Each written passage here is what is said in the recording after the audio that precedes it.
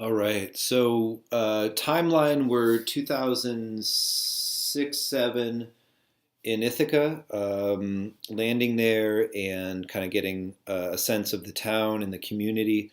Very progressive. I think everybody knows Ithaca, Cornell University, Ithaca College, right on beautiful, beautiful Cayuga Lake and all the waterfalls and tributaries. And it's actually uniquely got problems that are different than other upstate cities in that there's an in-migration to Ithaca. People want to live in Ithaca. People don't leave Ithaca.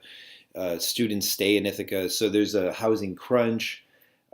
People can't afford to live in Ithaca. So whereas coming from like Springfield and Syracuse and so on and so forth, where it's like you can buy a cheap house, there's lots of vacancies. Ithaca was a big difference. So on one hand, I had a hard time just with the cost of living. It was a big shift for me. But I was lucky enough to get hired as the executive director at the 30th anniversary of the Ithaca Festival. And so, if you've ever been to an Ithaca Festival, it's amazing. It's phenomenal. They've got the parade. Just 4 days of celebrating the artist and everyone, and everybody comes out. There's music everywhere. There's stages everywhere. There's booths everywhere. There's food everywhere. The big challenge, I won't go into a lot of details, is that the Ithaca Festival it's free. They pay for it mainly by just sort of a letter writing campaign for donations, and then during the festival, selling buttons and T-shirts and bumper stickers to raise funds to pay for the festival. So most of the local talent donates their time. A lot of local people donate resources and help out and volunteer. But when you're managing a budget of in the thousands and thousands of dollars, and you're biting your fingernails on good weather, on things not going wrong, and people feeling benevolent enough to buy a couple buttons and T-shirts during a 4-day event to cover the costs of it. It was a bit of a crash course for me. I mean, this is a 4-day event with tens of thousands of people, and I had never been to one, and I didn't, and that's one of the reasons they hired me, I think, is because I had a fresh perspective. So we, the group I brought together under the board really tried to revisit what the Ithaca Festival meant to the community. Our theme that year was "I Am Ithaca," so we celebrated truly the artist in all of us. Um, and so one of the big things we had issue with is that our facility expanded exponentially because we wanted to not say no to anybody. So in terms of not-for-profit organizations, cultural organizations, independent groups, bands, visual artists, performing artist groups, troops, so on and so. We didn't want to say no to anybody. So it really we rolled in. We did a taste of Tompkins. We rolled in a lot of more food vendors and local culinary features. We expanded the sort of the eco green side of it, and we did this the gorgeous green eco exhibition. So we brought all the green tech vendors in.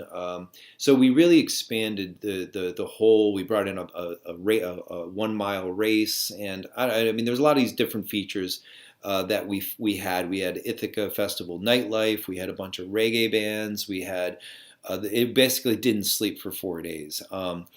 But when we went to pitch the location expansion for the festival downtown, which it normally is on the city streets in the downtown, and then for the last day it goes to the park, we were at the very end of our negotiations with the city. This is our programming schedule, just to give you a sense of just a lot. I mean, that's probably just like the scratching the surface. So anyhow, they had agreed to let us expand the footprint 2 blocks to do all the stages and the extra booths and stuff that we needed to do. And then at the 11th hour, changed their mind and said, let's do that next year.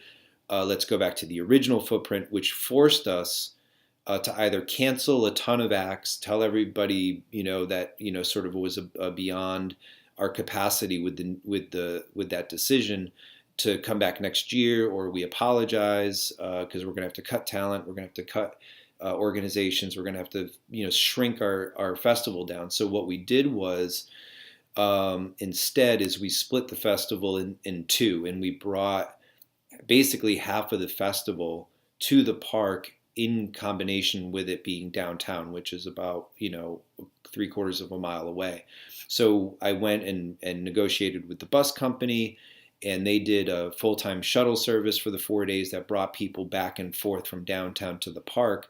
But it really kind of dissipated the event in that a lot of the things people wanted to see or do over here, talent-wise or activity-wise, then wanted to do downtown shortly thereafter. It was just a challenge getting back and forth. And without getting into the politics of it, it really drove a stake in the heart of this sort of attempt to really bring a new, bold, sort of above and beyond version of the Ithaca Festival at its 30th anniversary. Now, that all being said, I was fired, and I was asked to, too much change all too soon, and the board of directors kind of had their hairs up and said, let's bring it back to something that's a little more controllable, and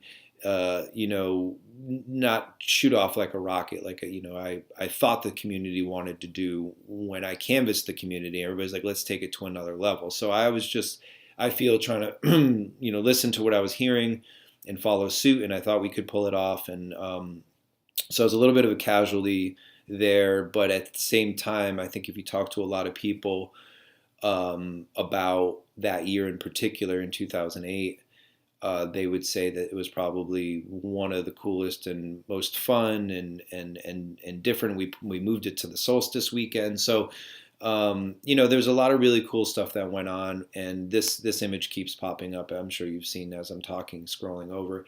One of the really cool things that we did is we broke the Guinness Book World Record for the largest human peace symbol on Earth. We had over 5,000 participants. Our mayor and everybody was in there as well. I'm one of these little dots down here somewhere.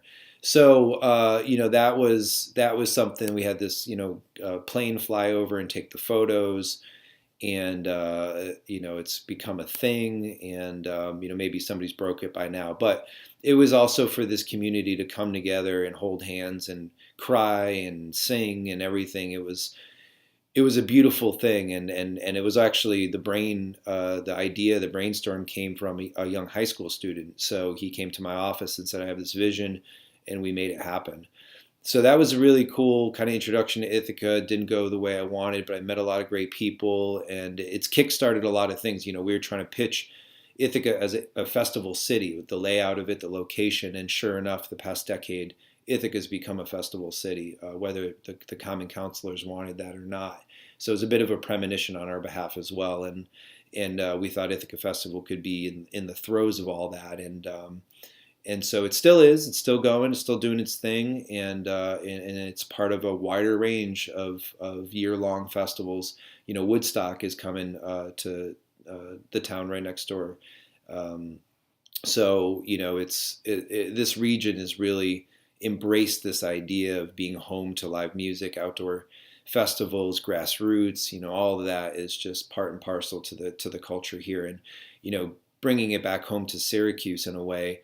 We have a new amphitheater here. We have a lot of outdoor festivals now downtown. So this is all becoming a regional attraction and part of the DNA of the Finger Lakes.